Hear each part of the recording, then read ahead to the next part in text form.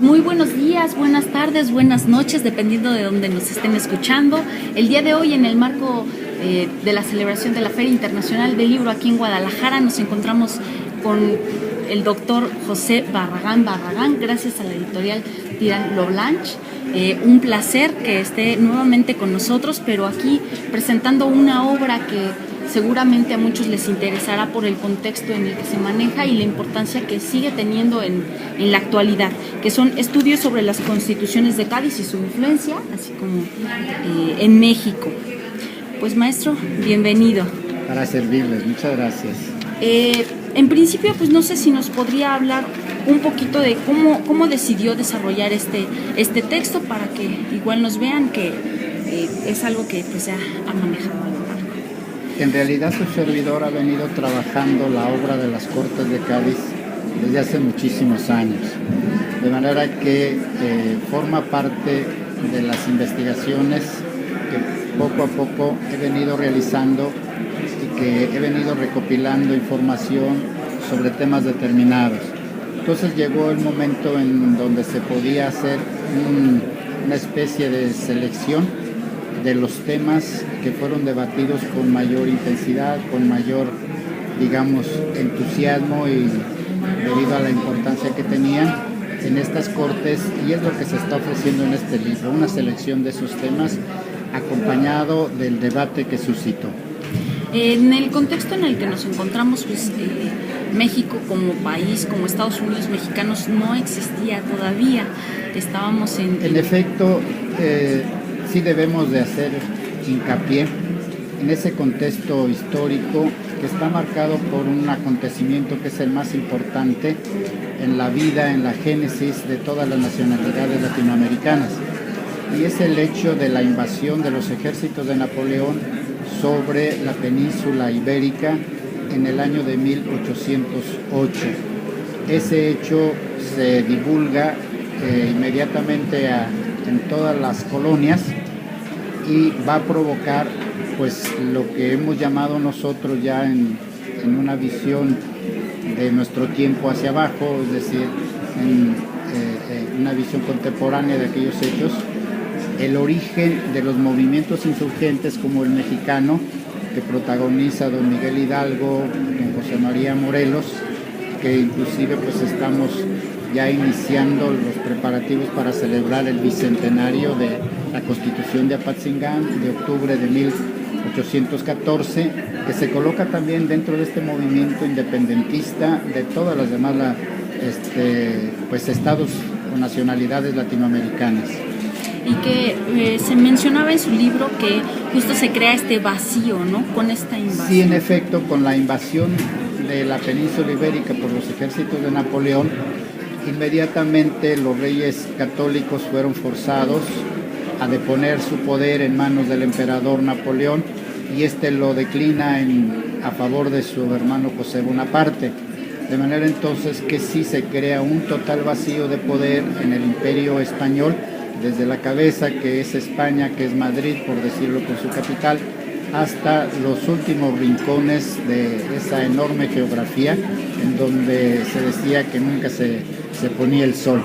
De manera que sí se crea un gran vacío, y creo que es política, no se aceptan los vacíos de poder, de manera que es como ocurre con los terremotos en el mar, que se produce un vacío pero luego se llena inmediatamente. Pues eso es lo que ocurrió, de manera que en todos los pueblecitos, digamos, impulsados por sus ayuntamientos, empezaron a reasumir lo que ellos llaman la soberanía, para llenar ese vacío con el ejercicio de un poder de gobierno. es decir, la soberanía en plenitud de ejercicio, y la fueron reasumiendo, pues en México el ayuntamiento que en donde estaba Primo Verdad como cabeza de ese ayuntamiento, reasume esa soberanía para ejercer el poder, se dice ahí, a nombre del rey don Fernando VII, que está imposibilitado para ejercerlo, pero precisamente para mantener la paz, conservar la tranquilidad y desde luego seguir impulsando el desarrollo de cada uno de estos municipios. En este contexto entre la fidelidad que todavía le tenían a Fernando VII, pero también la necesidad de la autogobernación, de la independencia que deberían de tener para subsanar este vacío que se creó, hay algo que se retoma en la Constitución de Cádiz, en el artículo 3, me parece, de 1812, sobre... Es el principio de la soberanía, efectivamente. Es interesante, en efecto, ver que los ayuntamientos se consideran como comunidades, que en la doctrina se les llama comunidades perfectas, es decir, que tienen la capacidad para escoger su forma de gobierno, que tienen la capacidad para darse sus normas fundamentales, es decir, su constitución, y empiezan a hacerlo de esa manera, además que tenemos nosotros constituciones desde 1810, 1811, anteriores a la Constitución de Cádiz, y desde luego tenemos la Constitución de Cádiz, que se debe colocar en ese mismo contexto, porque las constituciones municipales fueron convocadas por juntas municipales, las constituciones interprovinciales por juntas interprovinciales, y las Cortes de Cádiz fueron también convocadas por una junta, la Suprema Junta Gubernativa de Sevilla, de manera que el movimiento es general en todo aquel gran imperio, y se empieza a hacer uso de este principio de reasumir la soberanía, y ya en el debate, en el discurso, se dice que en realidad esa soberanía siempre había estado en el pueblo, porque consiste en la capacidad que tiene un pueblo, una comunidad, para autogobernarse. Y este principio es muy interesante porque debe de oponerse a la concepción que también está en los libros, está en la doctrina sobre todo, y que se practica con mucha frecuencia, de pensar que la soberanía solamente es igual a dominación. Por lo tanto, el que tiene más fuerza pues tendrá más soberanía. O como decía Bodino, la soberanía de un estado llega hasta donde alcanza sus cañones. Entonces, en este momento la soberanía de los Estados Unidos no tendría límites, ni siquiera terráqueos, porque pueden alcanzar otros satélites, ¿no? Igual la soberanía de China en un caso determinado, o la de Francia, países que tienen el arsenal atómico en sus manos, podría decirse que no tienen límites. Y en ese sentido no hay que hablar de soberanía. Eso es justamente, eso no es soberanía. Se habla y se dice que es soberanía, pero eso no es soberanía. ¿Por qué? Porque es un principio de destrucción, es un principio de violencia, y creo que es lo único que los seres humanos que viven en sociedad, el ser humano que vive en sociedad, es lo único que no puede hacer ni le está permitido hacer, molestar a los otros. Por eso los ayuntamientos trabajan dentro de su territorio y dan libertad para que el ayuntamiento vecino haga lo mismo, porque en ese momento el vacío de poder es total. El rey es el que gobierna, y gobierna a través de sus representantes o virreyes. Si el rey depone el poder, los virreyes dejan de tener sentido ya y dejan de tener poder. Entonces, ¿quién va a hacer uso de ese poder? Nadie. A nombre del rey, nadie. Lo invocan, sí, por razones protocolarias, digámoslo ya, porque en realidad cuando ya empiezan a darse sus constituciones, ya es señal manifiesta de que su idea de independencia, su idea de libertad es total. De Francia, independencia de Francia, y desde luego independencia también de España, o sea, ahí ya no hay vuelta de hoja.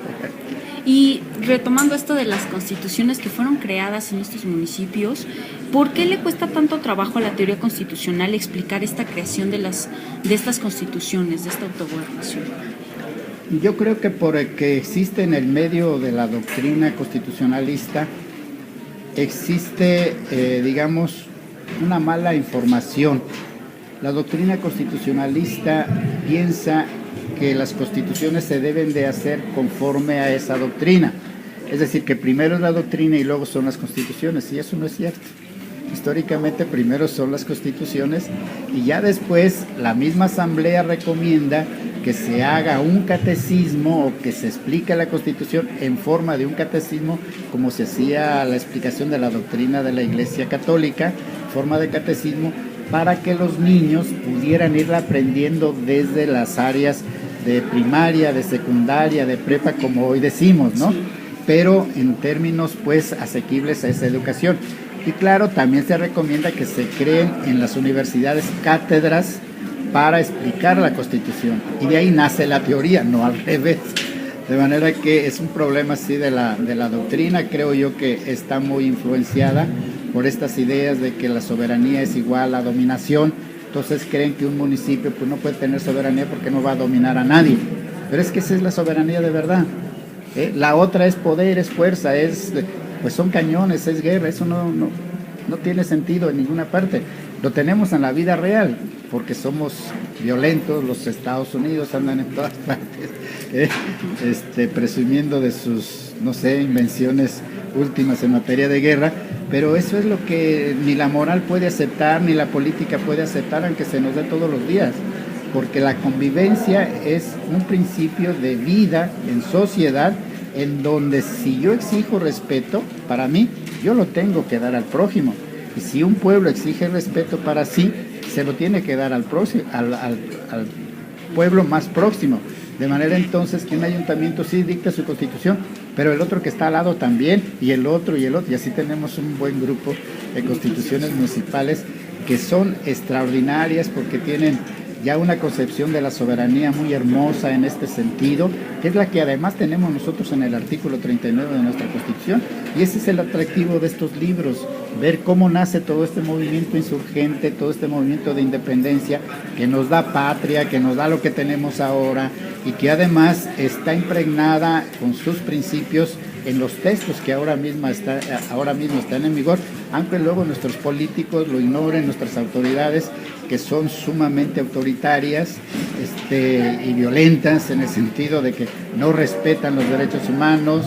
Las comisiones de derechos humanos lo único que hacen es pues levantar la estadística de esas violaciones, que son de miles y miles en todas partes, pero está demostrando pues que ese es un camino que está reprochado ya desde el inicio del constitucionalismo. ¿Cómo surgen derechos con estas mismas constituciones, pero también surgen actos de discriminación que podría hablarse dentro de estos municipios con este vacío? Bueno, digamos que en efecto se reasume la soberanía para hacer uso de ella en el más amplio sentido de la palabra, y la expresión de ese ejercicio es el texto constitucional. En el texto constitucional sí se organiza, se establece la forma de gobierno. En todos los estados latinoamericanos va a haber una forma, se escoge la forma republicana. Los ayuntamientos escogen igual una forma republicana, pero abiertos a formar una comunidad más amplia, es decir, una república más amplia, como en realidad sucedió. De tal manera entonces que en cada constitución se escoge la forma de gobierno y se escoge la organización del ejercicio del poder que se le va a encomendar a esa república, los órganos de poder o los órganos políticos de esa república. Y entre las cosas que se van a discutir están los derechos fundamentales.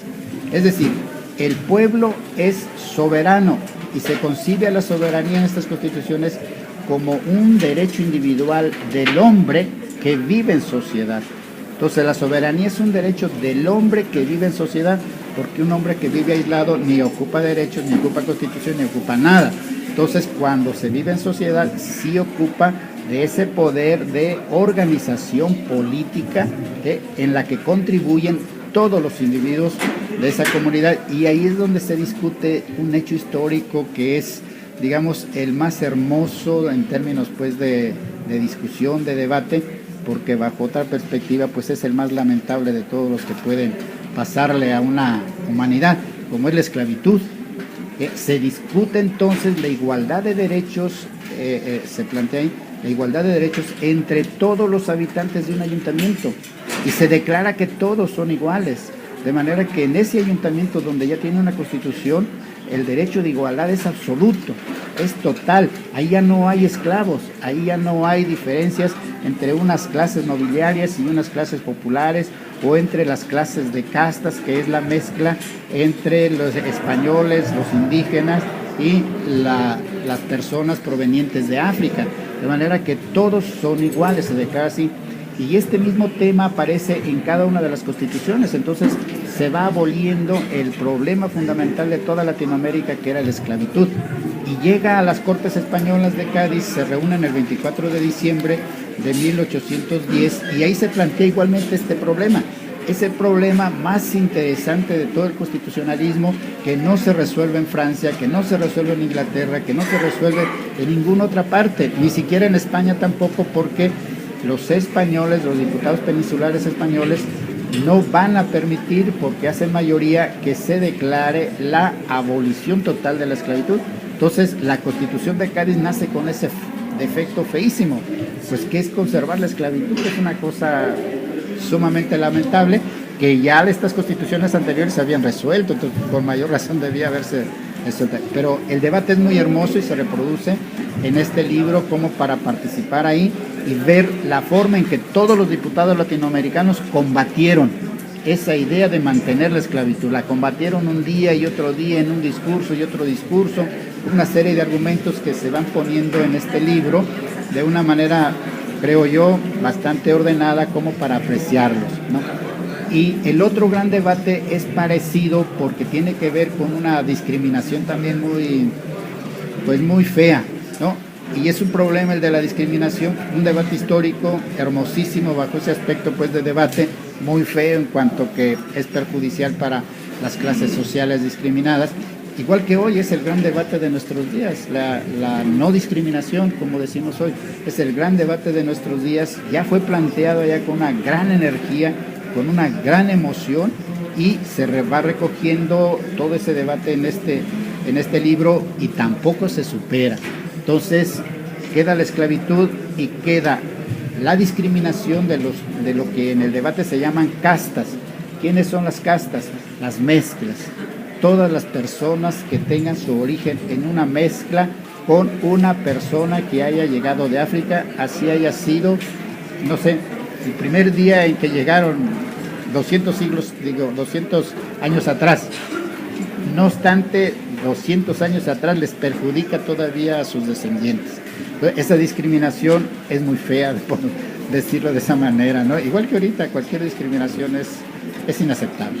Y que, bueno, esto no solamente tiene repercusión en el contexto histórico, como nos decía, sino si las personas conocieran realmente desde cuándo viene este origen de la discriminación en nuestro país, pues podríamos solucionarlo y romper estas barreras. Yo creo que sí tendríamos nosotros, digamos, una mayor voluntad, digamos, en términos personales, y en términos de sociedad, una mayor fuerza para imponerle al gobierno, porque el gobierno está ahí para garantizar estos derechos, no está ahí para darnos derechos o reconocer derechos. El Estado no reconoce ni da derechos absolutamente a nadie, ¿sí? Es la sociedad la que, a través del ejercicio por medio de sus representantes de este poder soberano, es la que se reconoce derechos a sí misma y a sus miembros, y es la que determina en todo caso las limitaciones. Y nada más hay una limitación en materia de ejercicio de los derechos: no molestar al prójimo. Esa es toda la... ¿Por qué? Porque yo no quiero que me molesten. Entonces yo le aplico la regla mía personal como principio, y digo, tampoco molestes a los demás, y por lo tanto tampoco molestes a la sociedad. Y ahí se establece en el artículo 39 de nuestra Constitución vigente el principio de la moral pública constitucional, que es obligar a que los actos de la autoridad redunden en utilidad, en beneficio del pueblo, dice el artículo 39, y beneficio del pueblo, por lo tanto, es, de acuerdo al artículo 16 vigente, no molestar a nadie. Entonces, ahí viene la armonía, que es a la que aspiramos todos nosotros, una sociedad igualitaria, una sociedad que no va a tener más límite que el no molestarse recíprocamente. O sea, no es mucho pedir, Sí. Y viviríamos en paz y en una gran armonía. ¿qué influencia tuvieron las constituciones de Cádiz? Todas desde, bueno, porque la influencia no solo va en el momento de la creación, sino también todas las juntas que tuvieron anteriores a la creación de esta en el México independiente. Es una pregunta muy bonita que normalmente en México y en toda Latinoamérica sus abogados y sus historiadores no nos hacemos, porque pensamos que declarada la independencia de todos nuestros países, se rompe completamente con la colonia, o mejor, la metrópoli, que estaba, digamos, oprimiendo a las colonias, lo cual es verdad. Sí se rompe y nos estaba oprimiendo, eso es cierto. Sin embargo, por declaración de la autoridad mexicana, que ya digamos, asume el ejercicio del poder a partir de esas declaraciones de independencia, igualmente declara que ciertas leyes, como la Constitución misma, en aquello que no se oponga, por ejemplo, la esclavitud, pues se opone, desapareció ya desde el 6 de diciembre, vamos a celebrar ya un poquito la fecha, en que don Miguel Hidalgo aquí en Guadalajara declara abolida la esclavitud. Entonces ese principio ya está abolido, entonces es como si no existiera en la Constitución, pero todo lo demás tiene cosas muy importantes. Toda la organización política del Estado mexicano en nuestros días proviene de la organización política de la Constitución de Cádiz, y eso es debido a que las autoridades mexicanas la declaran en vigor a nivel general. Igualmente se declaran en vigor hacia el interior de cada uno de los estados. Hay, por ejemplo, yo hago mucho hincapié en una ley de 24 de marzo de 1813 que lleva el título "Para hacer efectiva la responsabilidad de los servidores públicos que violen la Constitución". Esa ley todavía está en vigor hoy en día, es la opinión de su servidor. Me pueden decir que estoy pues extraviado o lo que quieran, pero la verdad es que el problema más grave que tiene México en nuestros días es la impunidad de quienes violan la Constitución. Sí. Todos los días se viola, y esto se comprueba a través de las demandas de juicios de amparo, se viola lo más sagrado de nuestro ordenamiento, que es la Constitución, y se viola lo más sagrado que tiene esa Constitución, que son nuestros derechos, y no se castiga. Desde hace 120 años no se castiga, y esta ley era para eso. Y el Congreso ordinario y las asambleas constituyentes de México de todo el siglo XIX la fueron declarando una y otra vez en vigor, precisamente porque se estaba descuidando su ejercicio. Y entonces la Corte, en los juicios de amparo, por un lado decía se ampara y se protege, pero por el otro decía se consigna a la autoridad que está violando las leyes. Esa es verdaderamente la gran aportación o algunas de las grandes aportaciones de esta legislación de las Cortes de Cádiz, que tienen en vigor hoy mismo en México. Y que hace falta la aplicación y la sanción para la protección. Exactamente, es decir, estamos en un Estado de Derecho desde entonces, lo cual significa que todos nosotros juramos obedecer la Constitución, estamos obligados a obedecer la ley, y si por cualquier razón no lo hacemos voluntariamente, vamos a ser acreedores a una sanción. Si la violación es muy grande, pues vamos a ser acreedores a que esa sanción sea de tipo penal. Y da la casualidad de que la violación a los artículos de la Constitución son delitos. La detención arbitraria es un delito, la tortura es un delito, y hay muchísimos amparos por ese motivo. Entonces, ¿por qué no se sanciona a ese delincuente que está cometiendo esos delitos todos los días? Y es todos los días, porque la estadística eso es lo que nos dice. Y que volvemos a lo mismo, no se respetan los derechos que en un principio fueron designados y autorizados por las mismas personas, es decir, por los mismos habitantes de nuestro país. Es decir, es la asamblea en un municipio. Si los municipios son pequeños, la asamblea es el ayuntamiento que está celebrando su sesión en la plaza pública, es la asamblea. Y ahí es donde se hacen estos planteamientos y en donde se reconocen todos los derechos que son inherentes al ser humano, al hombre. Eso es lo que se dice. Y entonces se dice, esos derechos se resumen en 4: el derecho de libertad, el derecho de propiedad, el derecho de igualdad, el derecho de seguridad. En eso se resume. Y luego definen cada uno de estos derechos. Y lo definen, traen unas definiciones muy hermosas que hoy no las tenemos. y que hacen falta. Y retomando, en cuanto a derechos, apenas están realizando una serie de reformas en nuestro país en diversas materias, pero hay una muy en especial que es la político-electoral, en la cual planteaban igual la necesidad del derecho del individuo a participar en este ejercicio de derechos políticos, de derechos político-electorales, pero no tanto como del partido político, sino del individuo.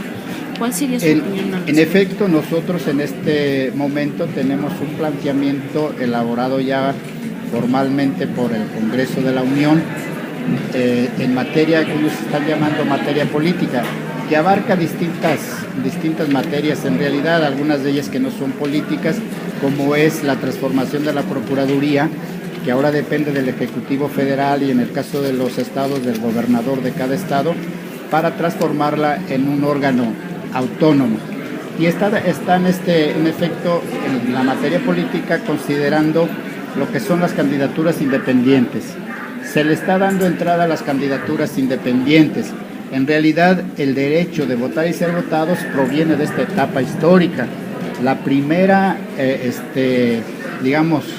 la primera elección popular es la que tiene lugar en estos ayuntamientos para reunir una asamblea con el nombre de junta o asamblea constituyente que se va a dar esa constitución. Es el primer ejercicio ya democrático.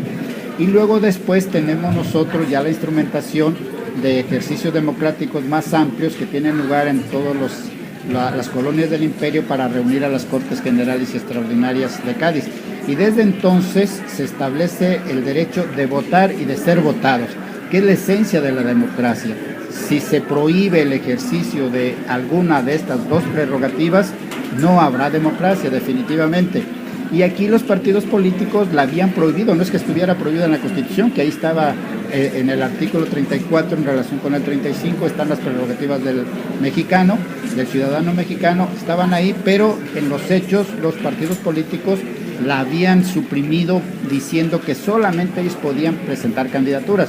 Ahora están haciendo esa concesión, pero la están haciendo porque ellos se están haciendo unas concesiones muchísimo más, ¿cómo le diría?, más importantes para ellos, pero más perjudiciales para la comunidad, porque ellos están promoviendo la reelección, por ejemplo. Sí. Y la reelección no es que sea mala en sí mismo, pero la reelección aplicada a quienes son nombrados por el sistema plurinominal es una ignominia.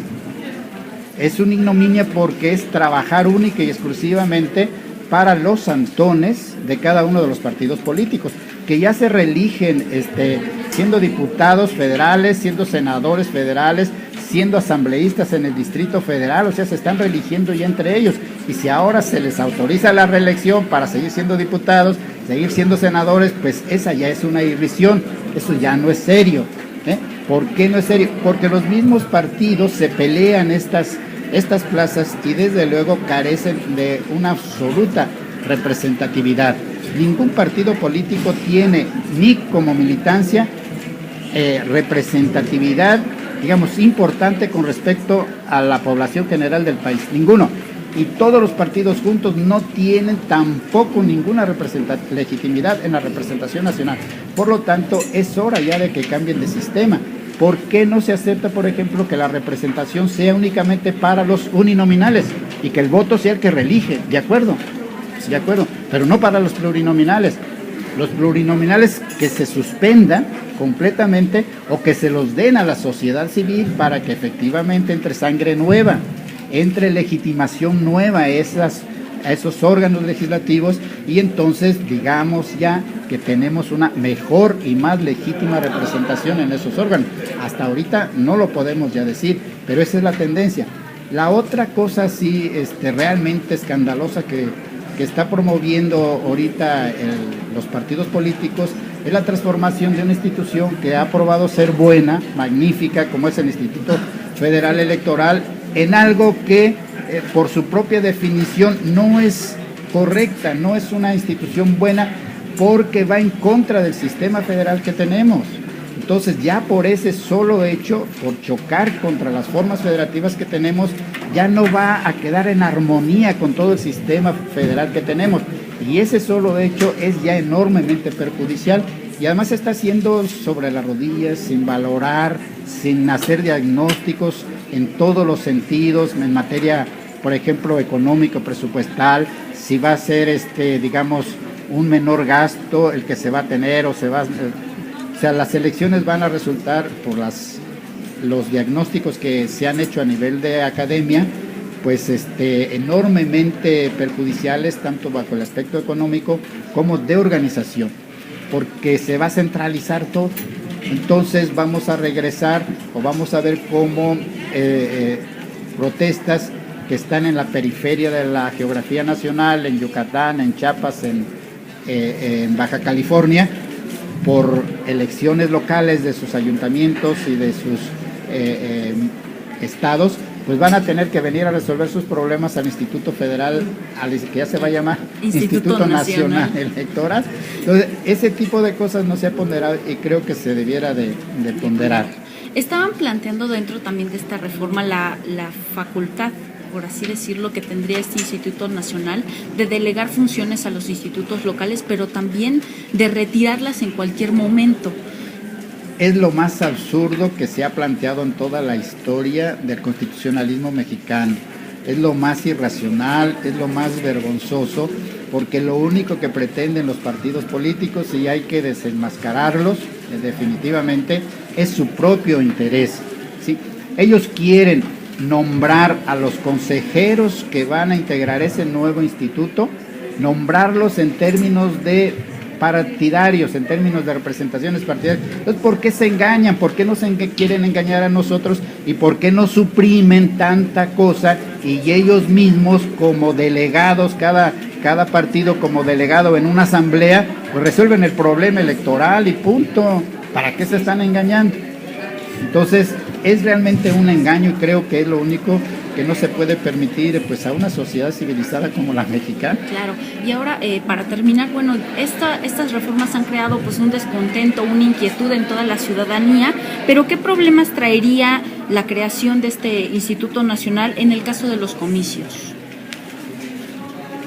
El problema realmente de organizar un comicio, una elección, ya sea local o ya sea federal, y en algunos casos que hay concurrencia, de organizar la elección federal y la local porque se celebra el mismo día, es un problema técnico muy, muy complejo, y es un problema que el Instituto Federal Electoral ya está capacitado y tiene experiencia y lo ha resuelto bien, y es un problema que también los institutos locales están capacitados, tienen experiencia y lo han resuelto bien. Entre otras cosas porque los consejeros de cada una de estas instituciones locales y dentro de la federal se van nombrando escalonadamente, de manera que la experiencia se va conservando, y esa experiencia se traduce en una buena administración de cada una de las elecciones. Eso es extraordinario, ¿eh? Pero si ahora lo que pretenden ellos, los legisladores, es inclusive destituir o, digamos, adelantar el finiquito del nombramiento de los señores consejeros del Instituto Federal Electoral que están ahorita ejerciendo sus funciones, retirarlos de ese cargo para que sean todos nuevos, se van a encontrar los nuevos, por muy excelentes personas que sean, digamos, desde el punto de vista de organización, de administración de elecciones, de sabiduría y conocimientos, les va a faltar la experiencia, y eso no lo da más que la práctica diaria de las cosas y el ejercicio reiterado de una misma elección, ¿no? Y sí tendremos nosotros problemas muy graves en este tipo de ejercicios, de comicios, como usted dice, o de elecciones en cada uno, ya sean de ayuntamientos, ya sean hacia el interior de la renovación de los poderes de un estado, diputados y gobernador, o ya sean las federales, que también están en la puerta, ya no están lejos. Pues algo más que nos gustara aportar para que nuestros escuchas también se pongan a investigar, porque es fundamental que antes de discutir una reforma hay que leerla, hay que estudiarla con detenimiento. Yo creo que sí se puede recomendar echar un vistazo a la historia, en este caso repasar los diarios de debates y los temas más importantes que se plantearon y que poco a poco han sido o han venido siendo resueltos, para tomar lecciones de ese fondo histórico, como es la obra de las Cortes de Cádiz, en particular por la hermosura de algunas de sus leyes que se declararon en vigor en México por la propia autoridad mexicana, para tratar nosotros de impulsar tanto la reforma política que ahorita de la cual hemos estado hablando, como la misma reforma penal que se ha planteado en México desde el 2007, pero está mal planteada porque se plantea sobre artículos que están consagrando libertades y garantías, en lugar de hacerlo en la parte orgánica donde está el Poder Judicial de la Federación, que es a partir del artículo 94 al 107, o en lugar de hacerlo sobre el artículo 122, que es en donde se regula el Poder Judicial, entre otras materias, del Distrito Federal, o hacerlo en los capítulos 115, 116, por ejemplo, en el que les parezca mejor, en donde se regulan la organización de los poderes de los estados. No se ha hecho ahí, se está haciendo sobre las garantías y se está haciendo una reforma realmente mal hecha que está llamada a fracasar desde ahora mismo, desde su mismo planteamiento. Pues muchísimas gracias, doctor. Un placer que esté con nosotros. Esperamos pronto también tenerlo en alguna otra charla. Para servirles, como no. Muchas gracias. Gracias.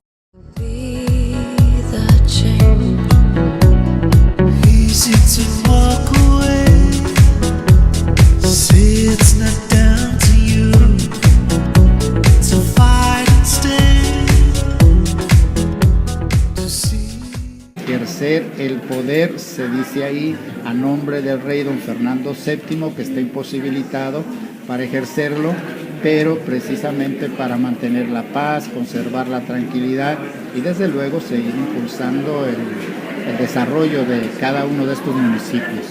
En este contexto de entre la fidelidad que todavía le tenían a Fernando VII, pero también la necesidad de la autogobernación, de la independencia que deberían de tener para subsanar este vacío que se creó, hay algo que se retoma en la Constitución de Cádiz, en el artículo 3, me parece, de 1812, sobre... Es el principio de la soberanía, efectivamente. Es interesante, en efecto, ver que los ayuntamientos se consideran como comunidades, que en la doctrina se les llama comunidades perfectas, es decir, que tienen la capacidad para escoger su forma de gobierno, que tienen la capacidad para darse sus normas fundamentales, es decir, su constitución, y empiezan a hacerlo de esa manera, de manera que tenemos nosotros constituciones desde 1810, 1800, para servirles. Muchas gracias. En principio, pues no sé si nos podría hablar un poquito de cómo decidió desarrollar este texto, para que igual nos vean que es algo que pues ya ha manejado a lo largo. En realidad su servidor ha venido trabajando la obra de las Cortes de Cádiz desde hace muchísimos años, de manera que forma parte de las investigaciones que poco a poco he venido realizando y que he venido recopilando información sobre temas determinados. Entonces llegó el momento en donde se podía hacer una especie de selección de los temas que fueron debatidos con mayor intensidad, con mayor, digamos, entusiasmo y debido a la importancia que tenían en estas cortes, y es lo que se está ofreciendo en este libro, una selección de esos temas acompañado del debate que suscitó. En el contexto en el que nos encontramos, pues, México como país, como Estados Unidos mexicanos, no existía todavía. Estábamos En efecto, sí debemos de hacer hincapié en ese contexto histórico que está marcado por un acontecimiento que es el más importante en la vida, en la génesis de todas las nacionalidades latinoamericanas, y es el hecho de la invasión de los ejércitos de Napoleón sobre la península ibérica en el año de 1808. Ese hecho se divulga inmediatamente en todas las colonias y va a provocar pues lo que hemos llamado nosotros ya en una visión de nuestro tiempo hacia abajo, es decir, en una visión contemporánea de aquellos hechos, el origen de los movimientos insurgentes como el mexicano, que protagoniza don Miguel Hidalgo, don José María Morelos, que inclusive pues estamos ya iniciando los preparativos para celebrar el bicentenario de la Constitución de Apatzingán de octubre de 1814, que se coloca también dentro de este movimiento independentista de todas las demás pues estados o nacionalidades latinoamericanas. Y que se mencionaba en su libro que justo se crea este vacío, ¿no?, con esta invasión. Sí, en efecto, con la invasión de la península ibérica por los ejércitos de Napoleón, inmediatamente los reyes católicos fueron forzados a deponer su poder en manos del emperador Napoleón, y este lo declina a favor de su hermano José Bonaparte. De manera entonces que sí se crea un total vacío de poder en el imperio español, desde la cabeza, que es España, que es Madrid, por decirlo con su capital, hasta los últimos rincones de esa enorme geografía en donde se decía que nunca se ponía el sol. De manera que sí se crea un gran vacío, y creo que en política no se aceptan los vacíos de poder, de manera que es como ocurre con los terremotos en el mar, que se produce un vacío pero luego se llena inmediatamente. Pues eso es lo que ocurrió, de manera que en todos los pueblecitos, digamos, impulsados por sus ayuntamientos, empezaron a reasumir lo que ellos llaman la soberanía, para llenar ese vacío con el ejercicio de un poder de gobierno, es decir, la soberanía en plenitud de ejercicio, y la fueron reasumiendo. Pues en México el ayuntamiento en donde estaba Primo Verdad como cabeza de ese ayuntamiento, reasume esa soberanía para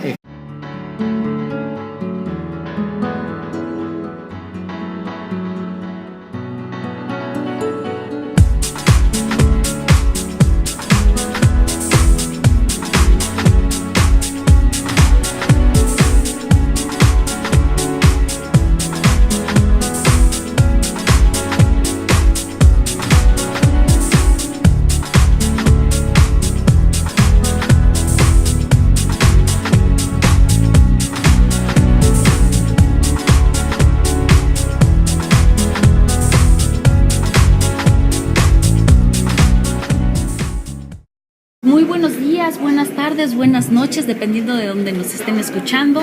El día de hoy, en el marco de la celebración de la Feria Internacional del Libro aquí en Guadalajara, nos encontramos con el doctor José Barragán, gracias a la editorial Tirán Lo Blanche.